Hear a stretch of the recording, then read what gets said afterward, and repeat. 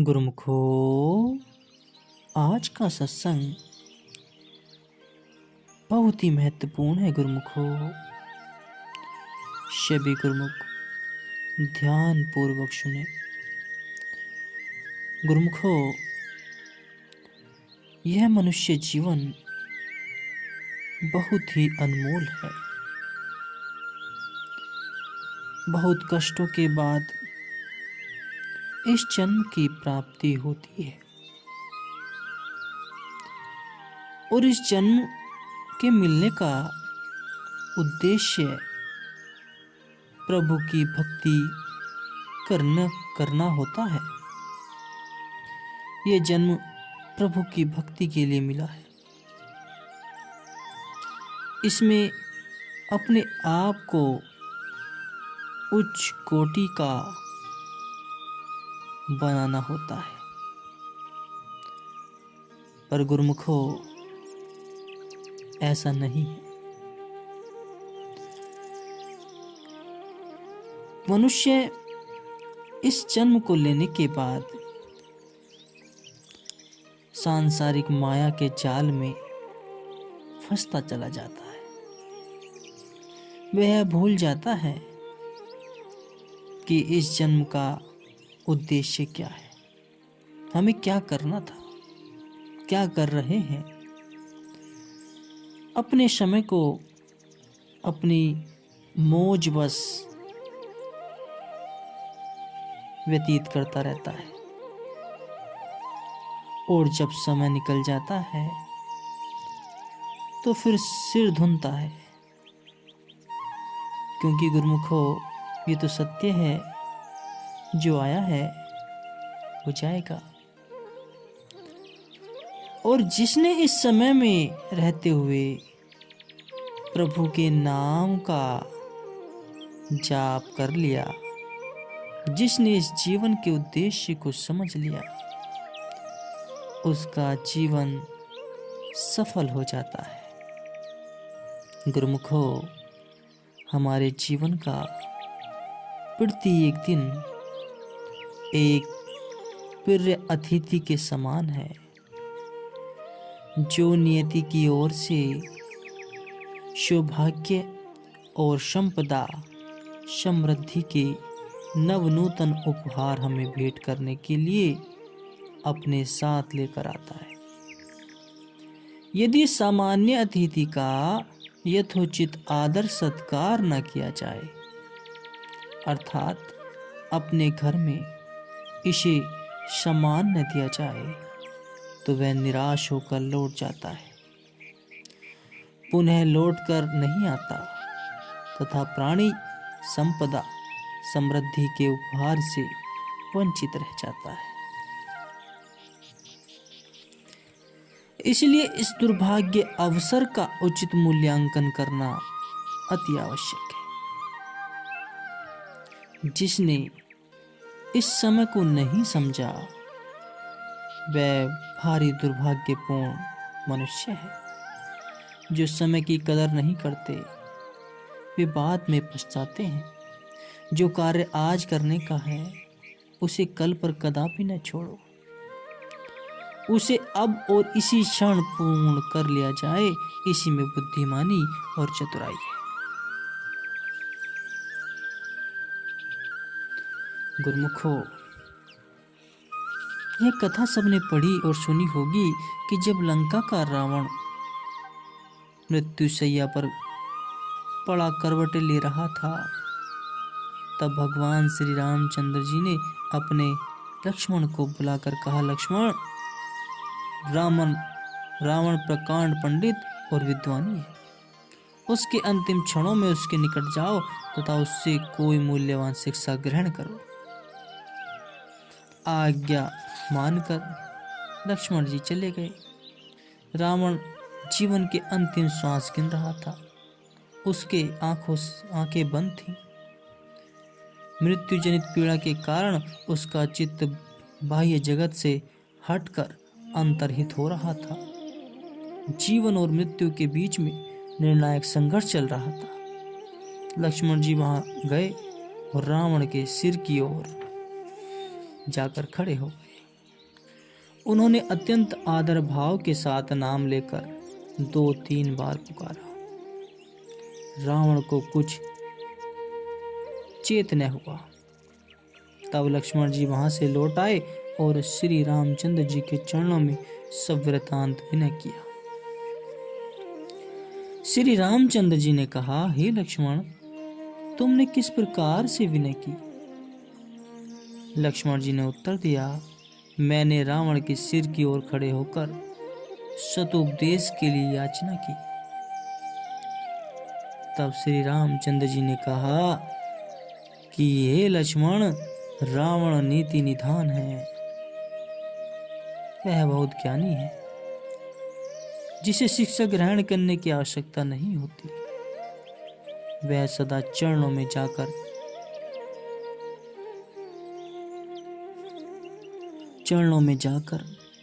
चरणों में खड़ा होकर विनय करता है। तुमने नीति के विरुद्ध काम किया है, वह तुम्हें शिक्षा कैसे प्रदान करता? अब जाओ और पैरों की ओर खड़े होकर सतुपदेश के लिए विनय करो।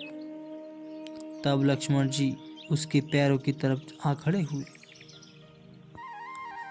तथा उन्होंने संसार के सुविख्यात एवं आदित्य पंडित को करवद प्रणाम किया।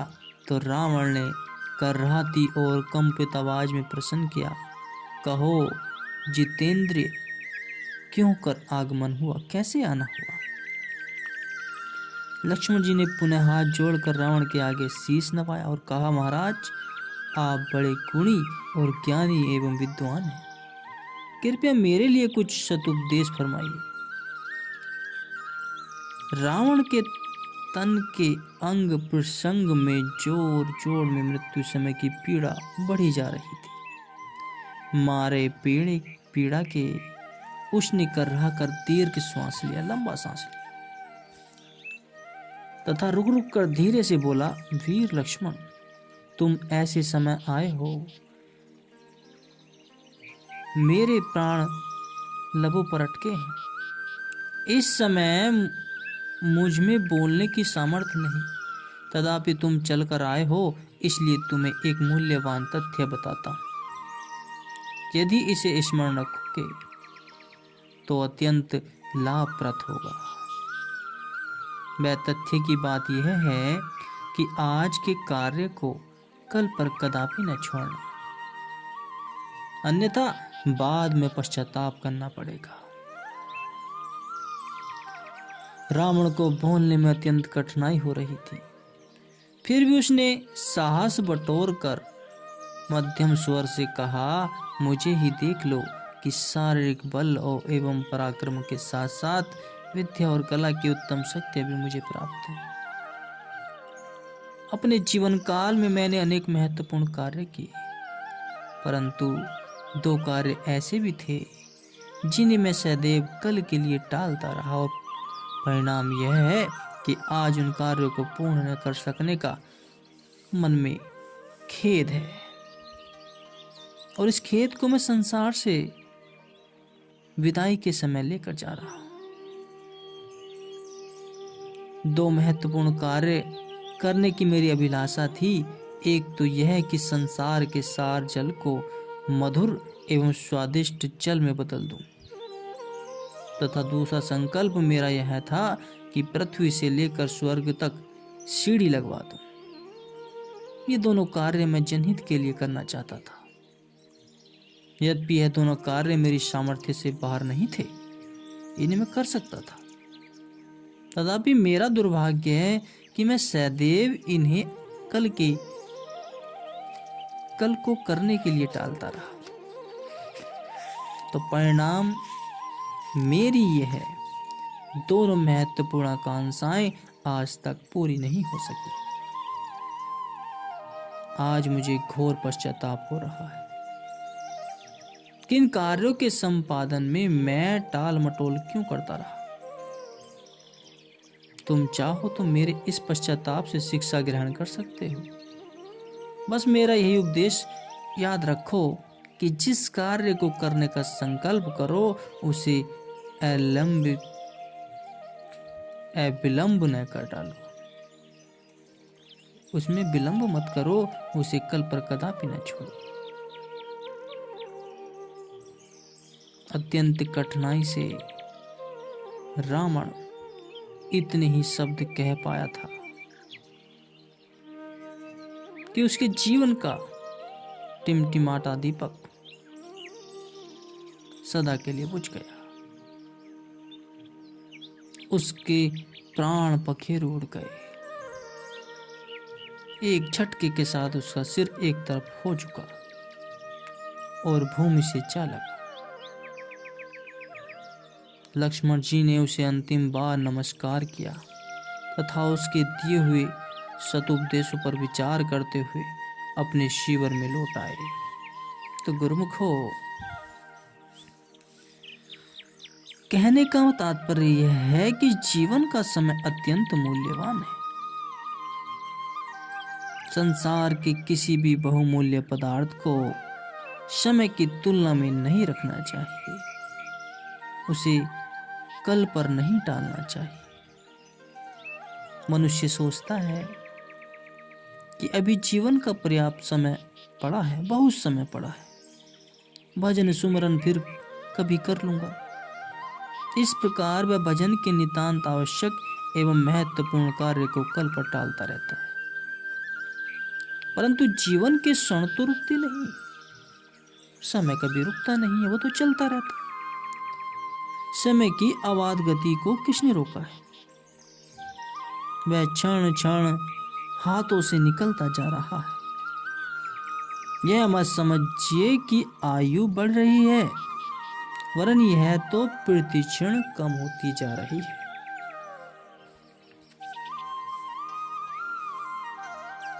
संत सूरदास जी कहते हैं कि मिट्टी का टेला जैसे पानी में गलता जाता है, वैसे ही आयु प्रतिक्षण घटती जा रही है। तो हे मनुष्य, मुक्ति के द्वार पर आकर भी तू सावधान क्यों नहीं होता? जिस प्रकार तिर्या पर तेल बार बार नहीं चढ़ता, वैसे ही यह मनुष्य जन्म भी बार बार प्राप्त नहीं होता। इसलिए हे नर, शुभ कर्म कर ले तथा प्रभु का अखंड भजन कर ले। इसी समय में तू चाहे तो प्रभु से मिल सकता है।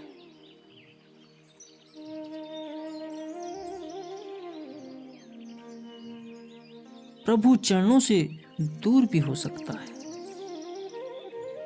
संत सूरदास जी पुनः कहते हैं कि यह मनुष्य जन्म तो जुए का सा खेल है, चाहे तो बाजी जीत ले और चाहे तो हार जाए। तो आयु प्रतिक्षण कम होती जा रही है।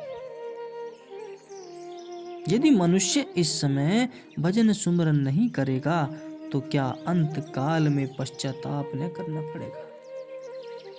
हाँ, पश्चाताप तो अवश्य होगा। मन के सर्व मनोरथ और आकांक्षाएं मन में ही घुट कर रह गई। अभिलाषाओं की पूर्ति न हो सकी कि काल ने आकर चोटी से पकड़ लिया और खींच ले चला।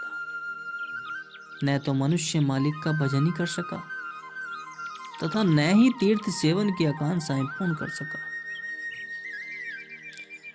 जब इन आकांक्षाओं को पूर्ण करने का समय था, तब तो टाल मटोल में समय व्यतीत कर दिया। अब जब काल सिर पर आ पहुंचा तो पश्चाताप करना पड़ा। संतों का कथन है कि स्त्री, पुत्र, संबंधी, धन संपदा, रथ, वाहन तथा भूमि संपत्ति आदि सब झूठे एवं असत्य पदार्थ हैं। एकमात्र प्रभु भजन ही सत्य है। महापुरुष उपदेश करते हैं कि हे जीव, तू कितने ही जन्मों से नीच योनि में भटकता फिर रहा है। अब सौभाग्य से तुझे उत्तम मानुष देही प्राप्त हुई है। यही मालिक से मिलने का सर्वोत्तम अवसर है। ऐसे मूल्यवान अवसर को प्राप्त करके भी तू प्रभु सुमरन क्यों नहीं करता? बहुत लोग ये कहते हैं कि मेरा समय बड़ा कीमती है, मुझे एक सेकंड का भी आराम नहीं है, छुट्टी नहीं है।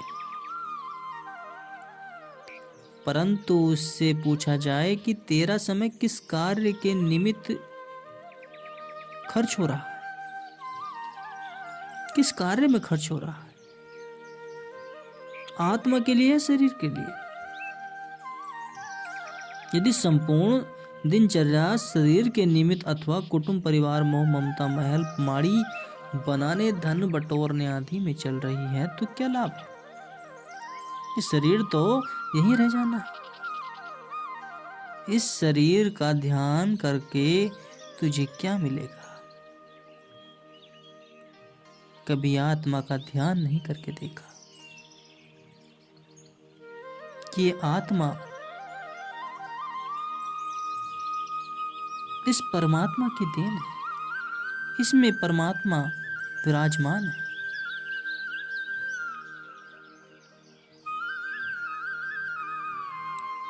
क्योंकि यह सब पदार्थ तो एक दिन नष्ट हो जाएंगे। इन नश्वर पदार्थों से प्रीति लगाने से मनुष्य नीच होने का शिकार बन जाता है। ऐसा संत सत्पुरुष कथन करते हैं कि मानव काया को छोड़कर जीव नीच योनियों का शिकार बन जाए, यह कितने अफसोस और खुद की बात है। अतः जिसने इस अनमोल समय तथा हीरे जैसे समय को जन्म को प्राप्त करके भी इसकी कदर नहीं जानी या इससे लाभ ग्रहण नहीं किया, तो उसे बुद्धिमान नहीं समझना चाहिए। यह जन्म तो आवागमन से मुक्त होने के लिए प्राप्त हुआ है। इस जन्म की प्राप्ति तो समस्त बंधनों से छुटकारा पाने के लिए मिला है।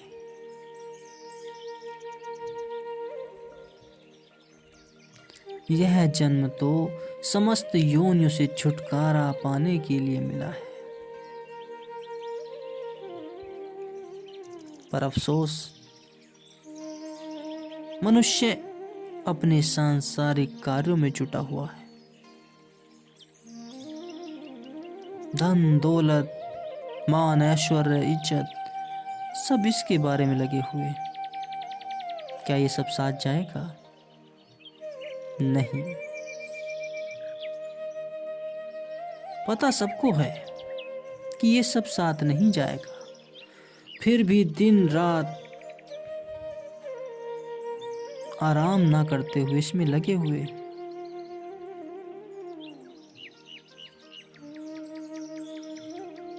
पता है कि ये सब यहीं रह जाना है, फिर भी उसकी तैयारी में लगे हुए। जो साथ जाना है उसकी तैयारी में नहीं है, उसे आगे के लिए छोड़ दिया है।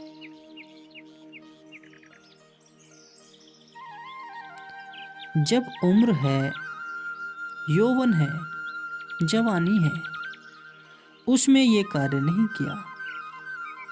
फिर जब वृद्ध अवस्था आ जाती है, जुबान काम करना, हाथ पांव काम करने बंद कर देते हैं। जब अफसोस होता है कि काश मैंने ये कमाई की होती, नाम की कमाई की होती, भजन सुमरन किया होता, तो मेरे अगले जन्म का अंत हो सकता था। मैं इसी जन्म में समस्त जन्मों का उद्धार कर सकता था। गुरुमुखो, इसके विपरीत यदि जीव अपना समय मालिक की बंदगी में व्यतीत करता,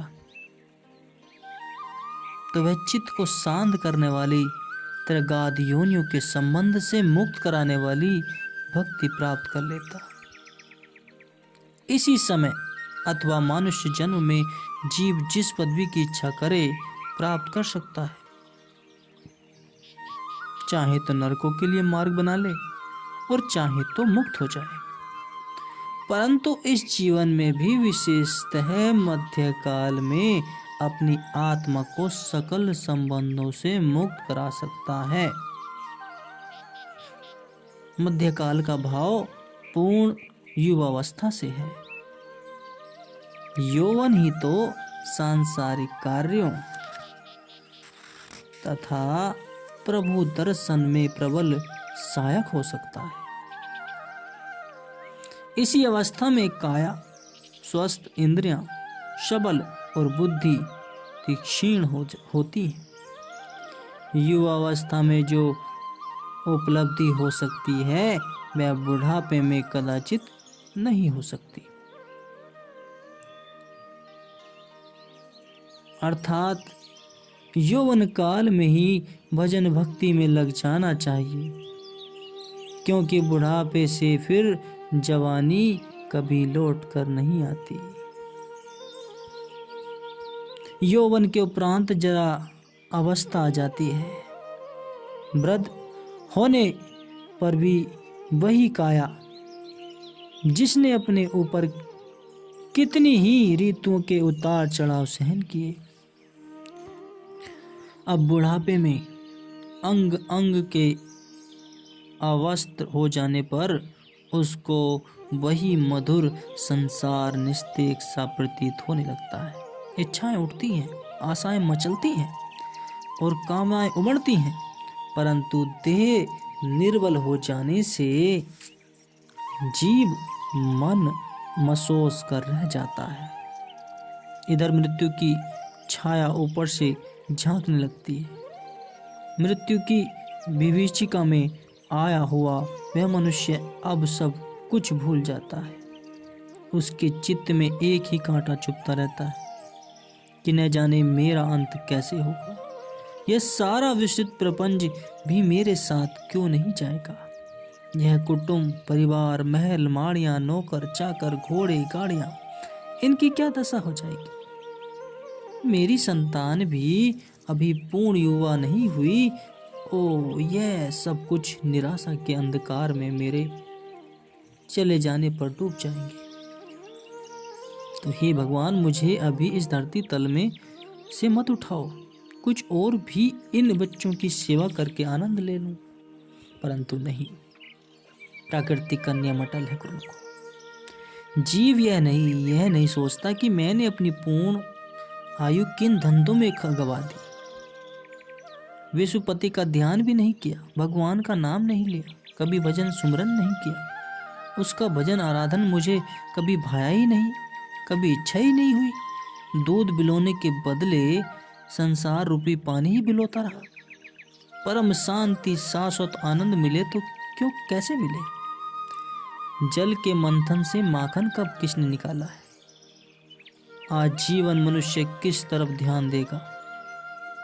अंत में उन्हीं का मन चित्र उसकी आंखों के सम्मुख आएगा। संत महापुरुष व अवतार अपनी वाणियों में भी यही सचेत करते हैं कि मनुष्य को अपने जीवन में जिस वस्तुओं से प्रीति, मोहब्बत, प्रेम होगी, उसी का प्रतिबिंब उसके हृदय दर्पण पर पड़ेगा और उसके बाद वह दूसरे जन्म को प्राप्त करेगा। यह अटल है गुरुमुखो। मरते समय मनुष्य जिस कामनाओं को मन में उत्पन्न करेगा, उसका अगला जन्म उसी के अनुसार उसे मिलेगा। जिसने मृत्युशैया पर लेटे हुए सब कामनाओं को समाप्त करते हुए प्रभु का नाम ले लिया, उस परमात्मा की इच्छा अपने मन में जागृत कर ली, तो उसके परम धाम सिधार जाएगा। जो मनुष्य समस्त कामनाओं को लेकर इस संसार से जाते हैं, वे इसी संसार में भटकते फिरते हैं, समस्त योनियों में आते हैं और भटकते रहते हैं। उसकी कामनाएं कभी खत्म नहीं होती। वह समस्त योनियों में, नीच योनियों में भटकता फिरता रहता है। और जो कामनाओं का अंत करके इस संसार से जाते हैं वे परम धाम को प्राप्त कर जाते हैं गुरुमुखो।